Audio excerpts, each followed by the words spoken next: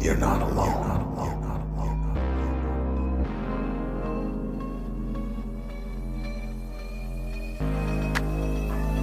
It's hard to be a targeted individual.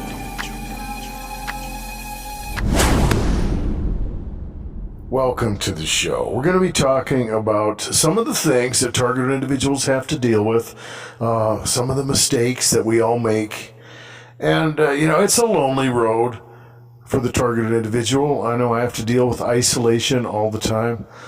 Somebody brought up a while ago, I don't remember when it was, if I was going to ever get a phone or reach out or do counseling or anything like that.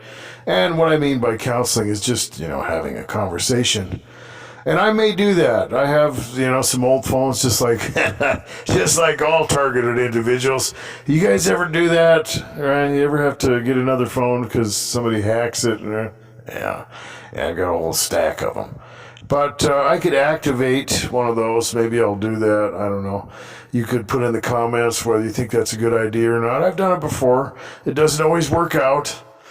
But, there was some good times and some bad times. But anyway, it is a labyrinth for the targeted individual. It can become very frightening, as I said, very lonely. And, that's very stressful. There's a lot of information to process. Not all targeted individuals are dealing with the same thing, but they do have several things in common, okay? Some people have dealt with targeting their whole life. But there is a point in time, usually, when it changes. It becomes more aggressive. And the subtleties are over. People are breaking into your house. You're dealing with workplace harassment. Your social circle is invaded. You might deal with food tampering. Your personal property is attacked. Your pets are in danger. It's very frightening. And, usually all targeted individuals make the same mistake. They try to explain it. Yeah. They try to explain it. Oh, you got to believe me. What is going on? I just don't know. And of course, it's the classic conundrum, right? Either people are going to be in on it or they have no idea what you're talking about. They're living in a completely different world than you. Okay? It's like the Twilight Zone, right? Are you feeling all right? Starting to wonder what's going on with you. And that's usually when the equation of frustration starts to build, right? Because that's what it is, okay? All these things are equations. You have to look at them that way. Don't take anything personal, okay? You can't. If you do, it's going to be a lot harder because emotional manipulation, that's part of the strategy, right? So the whole idea that you are isolated and you're dealing with all these things and you have all these things you have to accomplish because you got to live. You got to live your life. Oh, what seems to be the problem, and there you are and you don't know what to do. You're a new targeted individual and it's just very tempting to try to accumulate evidence or something like that. And of course it changes. I've talked about that. It's really aggressive and obvious. And by the time you screw your head back on and put up a security system or start wearing a body cam or start trying to collect evidence, then the methodology gets very covert and subtle and sarcastic. And you can't prove anything. It's a problem. And on top of it, you've got to deal with all the emotions and the stress. And then you can become very dysfunctional, okay? All targeted individuals are going to deal with dysfunction. And it's usually pretty extreme because this is an acute little game. Some targeted individuals, they deal with harassment that starts very subtly and it slowly builds up. Okay, there are a lot of different motives for this stuff. There are a lot of ways that can manifest. But, from the people that I've dealt with, it's usually, there's usually that type of foreshadow or foreplay, and it might last for a year or two, or it might be over a lifetime where little comments are made, but then there's that time where it just, blam, it just starts, okay? And it's extreme. And people, they could go into a psychosis. It just depends on what's going on. They can start to experience, severe depression, panic and anxiety, insomnia, agoraphobia. Some people don't want to leave their house. It's horrifying. And gang stalking techniques are not all psychological. It might involve covert poisoning, covert drugging. People are getting fumed. They're getting attacked with energy weapons, V2K. There's demonic stuff going on. And it can just throw you into a downward spiral. Then there's the gaslighting aspect of this, okay? Because it's not consistent. It has to flip back and forth. They want you to believe that you're losing your mind. Okay? They want you to think you're going nuts or you're hallucinating or whatever. Or they want you to believe something. And they'll change. The techniques will change. You'll be on that roller coaster of harassment. And sometimes they'll be really nice to you. Because like I said, a lot of this is emotional manipulation. They know that if they're hostile to you all the time, well, you're not going to internalize this stuff as quickly, anyway. Depends. Sometimes they'll do different things. But they want you to pay attention to their opinions, right? What better of a way than to get you listening to them? And they also want the people around you to think you're crazy, right? So you're going to get all those looks. People are going to be, looking at you funny, and the people that are in on it are going to do it purposefully. And it's just that equation of frustration. And you're going to learn that, it's not that you're out to make enemies or whatever, or completely, turn into some type of antisocial freak that, just doesn't care about anything. Actually, I did that. No, I'm just kidding. Okay, just for a little while. But you can't worry about what people are thinking. That's kind of what I'm getting at. It's a big mistake. And they will use that type of manipulation. Yeah. And not everybody has to be in on this either. Social dynamics will take over. If they can get you into a place where you're dysfunctional, or however it's manifesting, if they can get you vulnerable, it's going to spread like mold. And you'll be in that place of a scapegoat. I've talked about the fact that when targeted individuals are in smaller communities, it's like a death sentence. And that's kind of the way it is. You have that group structure at your workplace or wherever you are. Whatever you're doing, there's a type of group structure wherever you are. Okay? And, the small town is a good example of that. Targeted individuals do better in larger communities. And if you're, especially if they get you into a place where you screw up and you get into legal trouble, then you got to deal with the cops. If you get targeted by, the police or the authorities, and that's when things can become really complicated. You might have to leave the city you're living in or even the state, change your geographical location. That's tough. It happened to me. I had to leave. I had to blaze. And it was a chain reaction. I'll tell the story again. It involves a lot of things, but I've told this story before. Because the next thing I knew, I was in jail. I dealt with, all kinds of, different things, but this was really the turning point where I had to get out of Dodge. I went to this location, that's all I'm going to say for the video, and I was partying, and I'd had a few drinks, and I had left my drink out, which I normally didn't do, but I felt safe for some reason. I didn't think anybody was going to do anything. I usually don't do that. But for some reason, I was feeling fancy and free.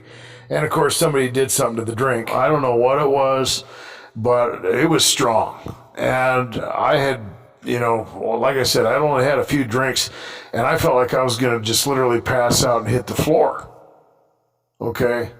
Whether somebody had paid one of these individuals, because it was a place where I'd hung out before.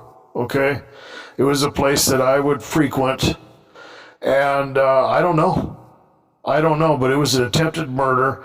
I knew I couldn't drive, and I had my keys in my pocket, so I just left. At that point, I bought a bunch of beer too. I just left it, and I took off, and I don't even remember how far I made it. I remember I couldn't drive, and I didn't want to leave my vehicle there, but I couldn't do anything about that. And what they had done is they had drugged my body out to the railroad tracks, which weren't that far away from that location. And that's where I woke up. That's why I say attempted murder. Okay? And the only reason it didn't kill me is because I had such a high tolerance from being addicted to tranquilizers and alcohol. So I actually woke up before the train came through. Okay? Which was probably, within an hour or maybe a couple hours, after I woke up. And it was fairly cold out too. There was a little bit of snow on the ground. And what happened was, it was like sleepwalking, because I wasn't completely coherent. I remember waking up on the tracks and thinking I got to get home. Then I kind of went in and out. And then I remember being at a house, and I was trying to get in. And from my point of view, I thought somebody was in my house, keeping me out. And the next thing, somebody had already gotten in there from my point of view, and they just, they wouldn't let me in my own house. It was pretty cold out. And the next thing I know, the cops are there, right? And I'm all, on this, whatever it was. All I remember is trying to get in, and somebody wouldn't let me in my own house. And then I was talking to the police officer, and he asked me how much I had to drink. And then the next thing I know, I'm in jail, right? I wake up in the drunk tank, and it wasn't very long. It was still at night. And I'm like, what am I doing here? But I was still messed up on this stuff. And they told me, this is what happened. You tried to break into somebody's house. I'm like, what? And, your memory's all foggy. You don't know what the hell. And somebody, what are you going to do? I already had the reputation of being a drunk and everything, and nobody believed me. And what do you do? Somebody slipped something in my drink, and the next thing I know, I'm in jail. I had, I must have been there for almost a month. No one believed I was trying to break into somebody else's house, but the judge had it in for me. Then, of course, I had probation, and I had all this restitution. I had to go work for free for the city and everything else. And then they were just harassing me after that, bringing me down to the jail and locking me up. The judge did it once. They held me without bond, which was illegal. The sheriff had to get involved. It was gangstalking 101. It didn't make any sense. The judge had the cops come and get me while I was, trying to work off some of the restitution, because I had 30 hours a week they gave me. And the cops come and got me while I was at the Civic Center. I was, cleaning off the weight benches and stuff, wiping them down. Oh, you got to come with us. And they threw me in jail. And, the judge came down there and he goes, I bet you're wondering why you're here. And I said, yeah. I said, what's going on? He said, it's just for you. And he laughed and walked away. And he said, I don't think 30 hours a week is enough. I'm going to double it. I'm going to double what you have to do and all this and that. And it just got so crazy. I finally just blazed out of town. And the rumors were just horrendous. I had already gone to the hospital for, alcohol withdrawals and running out of medication, because the doctor that was prescribing me all this stuff decided she was taking off to West Virginia. And no one else would hook me up with any of the pills, right? So I had to go to the hospital, and there was all these rumors that I shaved my head, and they had to fly me out in a helicopter. It was just nuts. Small towns are horrible. But yeah, things went south, and I had to blaze. That's kind of a microcosmic picture of what happens to the target individual. It's a chain reaction.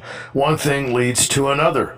You might not get involved in substance abuse. You might just try to call these people out. You might get frustrated or whatever. You might get into a confrontation, and of course it's everyone's word against yours. And, the people who aren't involved, they're going to think you're nuts. And the people who are involved, they're just going to try and agitate you and trigger you. And then, other things can happen. I've heard of people losing their kids or getting sent to, a mental facility or crisis center to be evaluated, because, of course, they're going to say, oh, these people are all messing with me, and other things are going to happen. That's just the way it works.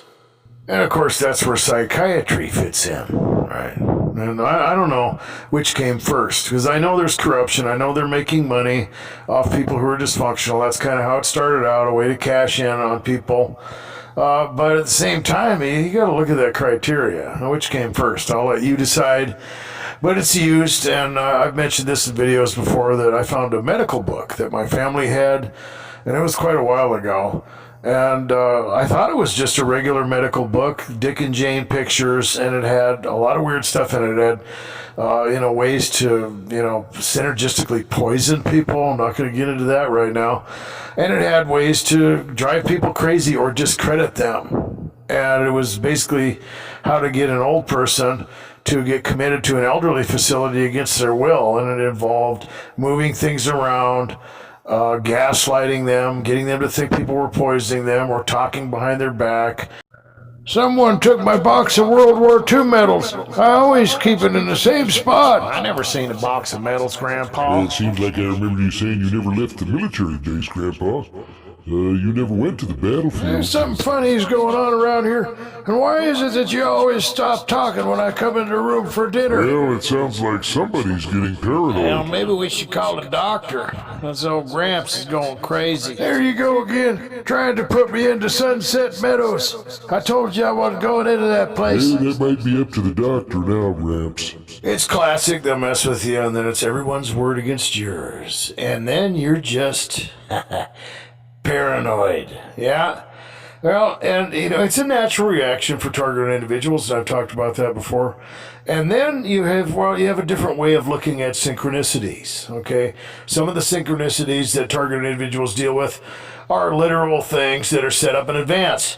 The other way would be sensitization and conditioning, okay? Like if you have a friend that owns a particular type of car, and it's a particular type of color, all of a sudden you're going to start to notice all the other vehicles that are like that because you think, is that my friend over there? And, you start to notice that. And that's sensitization. It's classic. They can get you sensitized to different words, colors, smells, key phrases. A lot of things can fit into that. Okay? And it's huge. That is the infiltration into the mind of the targeted individual. They don't ask for permission either. And I've talked about the fact that you have to forgive yourself. You're naturally going to react to these things. You're naturally going to be paranoid. You're naturally going to read into stuff. You're going to be triggered. All the things that are done to you are done with a motive. And just knowing this stuff is going to help you to kind of cancel it out and neutralize it. Okay, you're gonna fall for it. Okay, you're gonna have problems. But as soon as you start to, see something happening, or you start to get frustrated, or even if it's real, it doesn't matter. Even if you're not just reading into something, we'll just say you are getting attacked. Well, right there and then, the motive is to manipulate you. It's to get you emotional. It's to get you to freak out, or to ruin your day, or to throw you off course, or whatever. And you can start to battle it from that point. And I've talked about it. You want to get into the third person. Okay, I see what's going on. I see what this is all about, or I see what you're trying to do. I see, and at that point, you are separating yourself from this whole thing emotionally. You have to do that. It's not easy. You're gonna have good days and bad days, and the main thing is not to feel guilty about it. Okay, because you're gonna get mad, you're gonna get frustrated, you're gonna get distracted. Things are going to happen. You're gonna get lonely, whatever. Okay. Don't internalize that. Always put the blame where it belongs. Okay, the first cause is always the cause. It always is. Don't let them gaslight you into internalizing this stuff. That's what they want. Okay, they want you to feel bad about what they're doing to you. And you gotta love this guy. Moving into the next issue is, and this can happen too. A lot of targeted individuals believe that someone has put cameras in their dwelling or has, bugged their house or whatever. And sometimes they do that, okay? It doesn't always have to be that way. And I've talked about that. Sometimes, the whole thing can be demonic. And I've talked about the fact that a lot of this stuff, for people who experience heavy, all-encompassing harassment, it can be set up in advance. Okay, not everybody's dealing with that. So if you're out there going, oh, it's not like that, okay, We agree to disagree, because I know that gang stalking can manifest in a lot of different ways, and a lot of times it does involve simple technology. And there's a lot of that, and people do have phones, and there's a lot of stuff going on, so I'm not going to say that's not what's going on.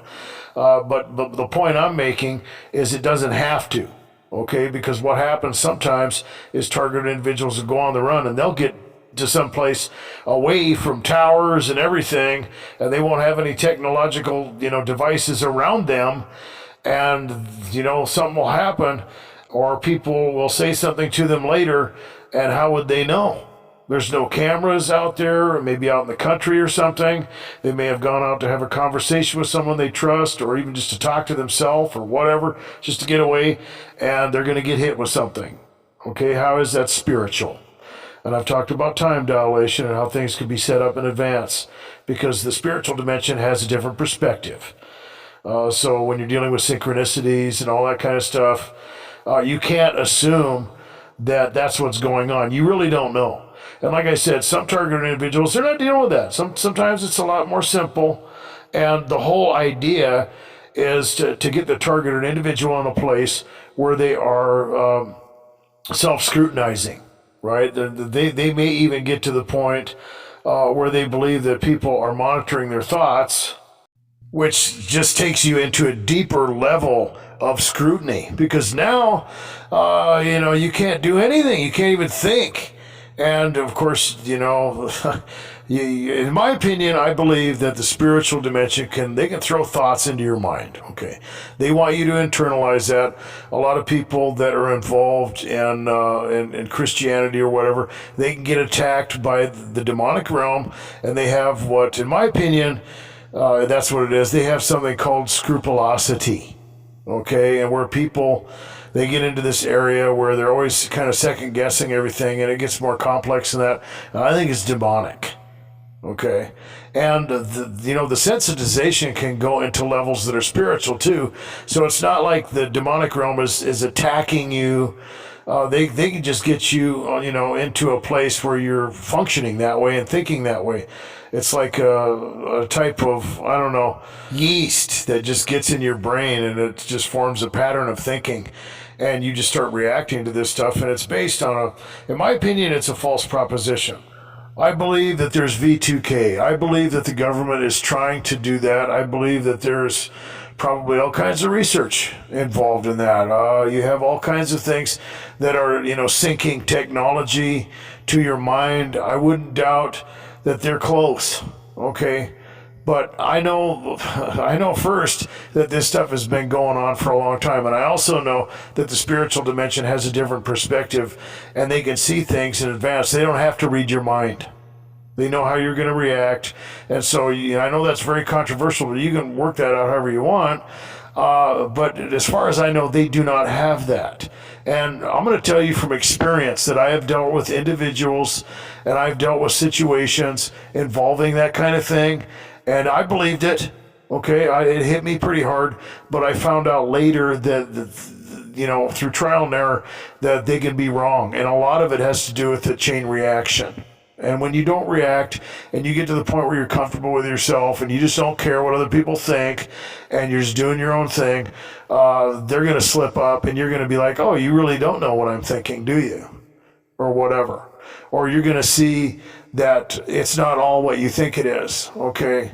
And that's important to know that. And the other thing, especially when it has to do with the demonic attacks, and if you're a believer, if you're dealing with things like scrupulosity, you have to remember that Christ demonstrated his love by dying on the cross, okay? God is a God of love. I deal with that when it comes to Calvinism and everything, and people have all kinds of different propositions, and I know you're dealing with very difficult things, but you know what?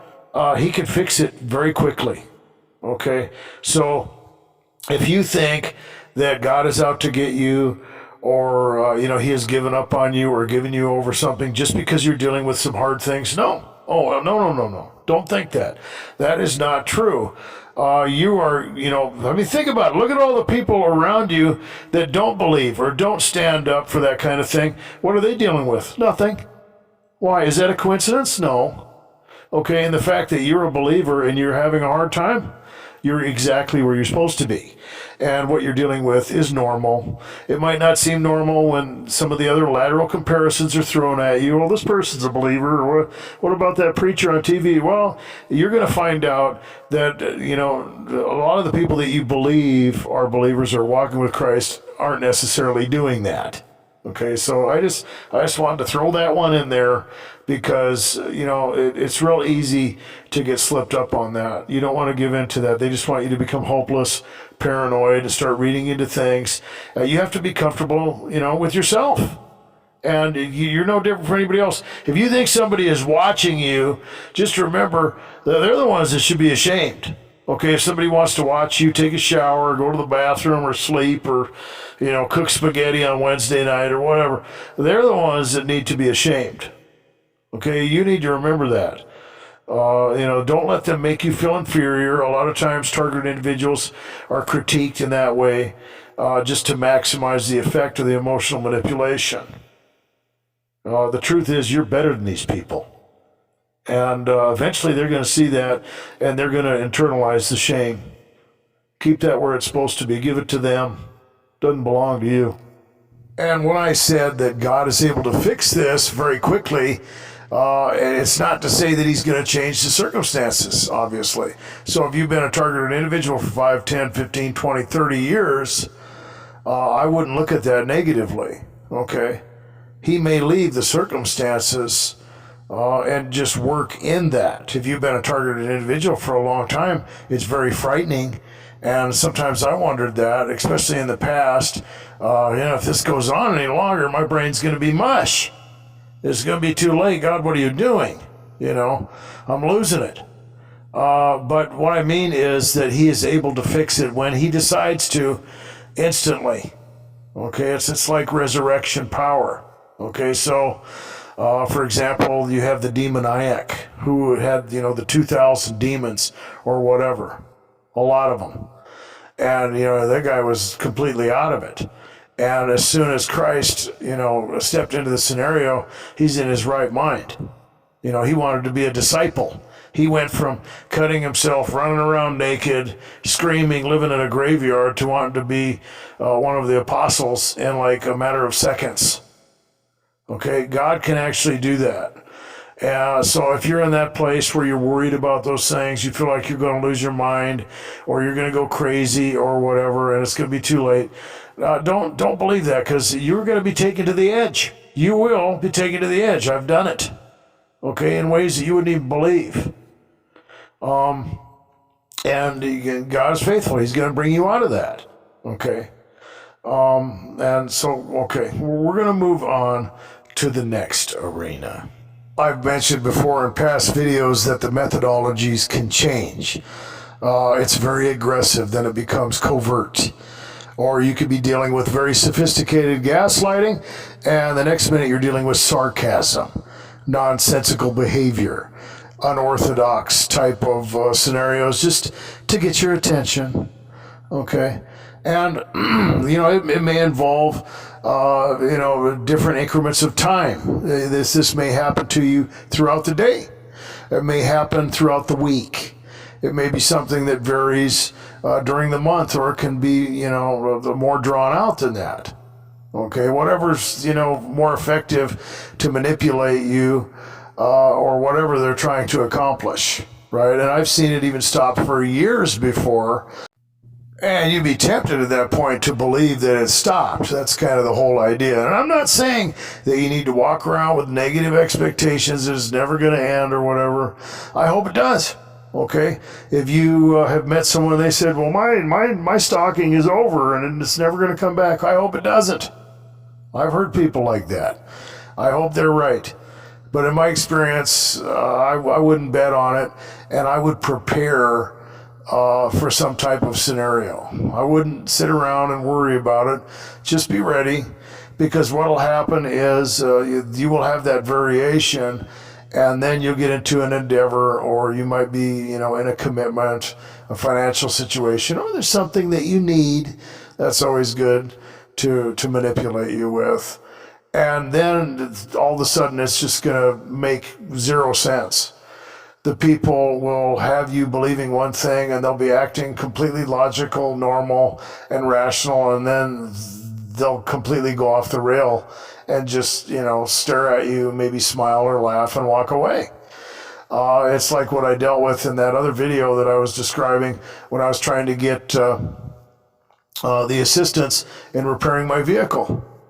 Oh yeah, it's all done. Oh yeah, we're gonna get you some gas vouchers, and there's gonna be a circus with candy and popcorn. And they let me on to believe that I had the whole thing. And then when I got down there, they just yanked my chain, and they even came back for more, which I'm not gonna give them that opportunity. But it didn't make any sense at all. Okay, and you're gonna deal with never demand logic. When you start to see that happening, know you are being messed with, okay? Don't try to call them out or anything. Don't, try not to get angry, because that's really the hard part, right? You just want to grab them by the throat at that point, or punch them, or do something, or go get even with them, because they'll turn it into an ordeal. And know that sometimes you're getting set up with stuff like that too.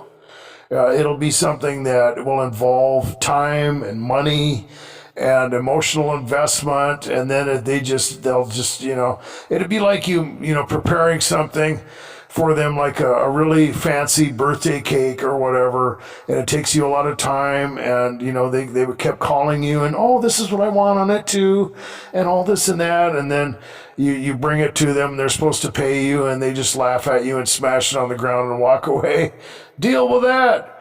I don't know if that's really a good analogy, but they will do that, and they will trample all over your feelings, your emotions. They will waste your time. They will waste your resources. They will drop you off that cliff, baby, and they love to do it. If they can't get you any other way, if they can't freak you out anymore or whatever, they're going to start playing that game with you, and you have to be prepared for it. Okay. It sucks. I've been dealing with that strategy my whole life. I grew up in a family. We had multiple gas stations, bulk oil company, propane company, tire store, transport. And we were always told that we were going to, be part of the family business. We'd never have to go to college. We'd never have to worry about anything. And other people hated us too. That was the worst part about it. They just chased everybody off and liquidated the business. And, my brother, he's been working at a tire store for the last 35 years. My other brother worked for a telephone company. They tried to warn me, but, it's just the way it was. But they never got hunted down like I did, and that goes into all the weird things that involve the Rosicrucianism in our family and everything, which I think it's mostly just demonic anyway. And that's to my final point, and this really only applies to believer-targeted individuals, is that, when you run into all these scenarios and you're going to feel like you're missing out or being treated unfairly or whatever, you need to look at these lateral comparisons very carefully. Okay, I don't care if you're looking at famous preacher-teachers or people that are involved in a certain congregation or whatever. There's going to be one thing in common. Okay, and that's where you really have to know your stuff. Okay, if you're a serious student of the Bible, you're going to come out on top of this. But if you're not, it's going to confuse you. Okay, but I'm going to tell you this from experience, so I'll be your guide on this, is that those individuals are usually propagating something that's false. Okay, they're usually involved in a systematic or a hermeneutic that is wrong. Okay, they might not be heretics, but it's something that's dangerous and deadly enough for them to be lifted up, and God's just allowing it, and He's going to use them, and however that works out for them is going to be irrelevant. By the way, they're always going to have a lot of stuff. They're always going to have a lot of money. You might look at some of the famous faith healers or whatever that are false, obvious charlatans and stuff like that, and they're rich. They claim to have a relationship with Christ, but do they? No. Or it might also be that they do, or they're in a process of learning, or they're on the path that they're not supposed to be on. And that goes into a type of micro level as well. Okay, so you'll see that in these lateral comparisons, and you have to know your stuff. Just to give you an example, there's a guy that I used to hang around with about 30 years ago, and last time I saw him, he had like a $500,000 house. He had all these things, he's got a job flying little remote control vehicles around like a kid. He's making all this money. He's got his own business. I mean, it's ridiculous. He got married on a tropical island and all these things. He's never he looks exactly the same as he did back when we were kids. Looks like he hasn't aged a day, and all this stuff. And he claims to have this relationship with God. He even invited me over to this church that, he's actually part of it and everything. But it turned out to be a cult. I mean, it's a serious cult. I mean, it's literally kind of frightening.